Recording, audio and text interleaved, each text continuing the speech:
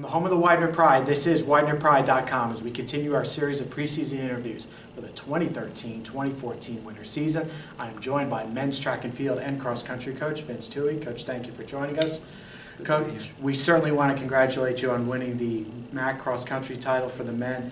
You now hold the title in all 3 seasons for men's indoor, men's outdoor, and men's cross-country.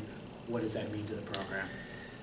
Well, it just goes to show that the hard work that the team put in last year, especially in track and field, enabled them to do the training and inspired them to do the training over the summer so that they could win the cross-country championships.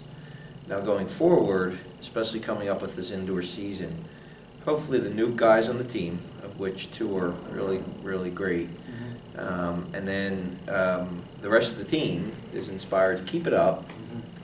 You know, we always say on the team that it's harder to defend than it is to actually win.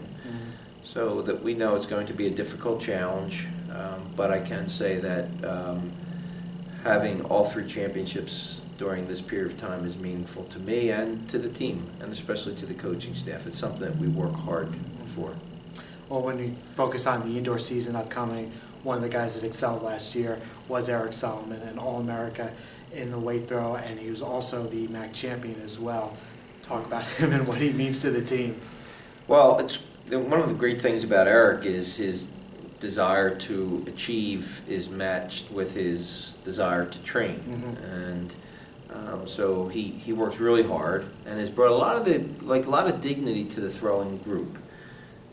So when you match him with Tyler Williams, who made nationals in an event that you would think would transfer from indoors to outdoors, the hammer throw, Mike Rekla and all the other young throwers that are on the team, Eric presents himself as a really good leader and now has the credentials to back up what he's done. Now you look at your runners, Chris Garrity, just coming off winning the cross-country title. Last year he was 3rd in the 800-meter run indoors, plus that's coming off an All-America performance in the 1,500 meters outdoors out in Wisconsin. Talk about him, what he's meant. Yeah, and Chris, Chris won the mile indoors and then came back, and it's a very tough double, being able to come back not so long after that to run an 800.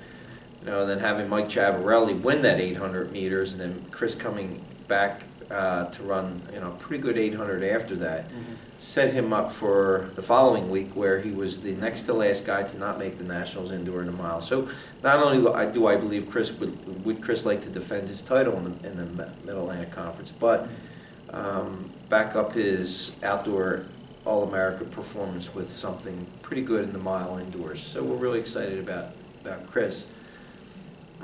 And then there's a lot of these guys who would run really well in cross country, and I think that it's time for them to step up and to do some pretty good things. But it's going to be tough. The conference is strong, and we just hope we can use Chris's leadership to be able to get some pretty good points in the distance events in February. Another athlete who's excelled for you is Gavin Colley, now a junior, wins the 60-meter dash, 2nd in the 4x2 relay, and this is all before competing at the NCAA championships last spring. Another standout athlete. Yeah, and Gavin's really developed, and his freshman year, we knew he was a very good runner. He did get a little bit sick during his freshman year. He might have overtrained a little bit. His desire to achieve, might have set him back a little bit, but in the long run, I think helped him. One of the things that I said to Gavin last year, given the fact that he had done so much hard training and he was close to being an All-American, was that he was on the beach, and now it was a time for him to just understand he was on the beach, and all he had to do was actually get himself into the water. And last year when he went to the ECA season, qualified for the NCAA championships, and then he was in the trials of the NCAA championships, qualified for the finals. I do believe that the experience that he earned last year during the outdoor season is going to have great payoffs this year. And finally, you've already mentioned Mike Chavarelli, and you also look at Mick Coleman, 2 guys who had tremendous years last year. To talk about them, what you're looking for this year. And one of the great success stories of our team is Mick Coleman's 15-foot 9-inch pole vault last year during the outdoor season.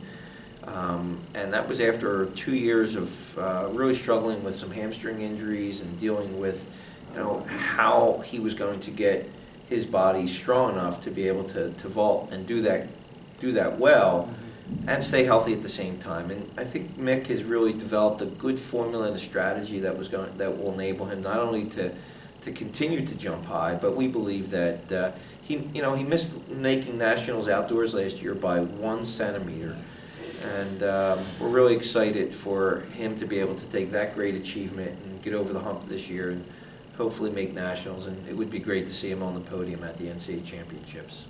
So the season opens for the Widener Pride on December 7th when they compete at the Jack Pirate Invitational. We thank track and field and cross country coach Vince Touey for joining us, and we thank you for your support of Widener University Athletics.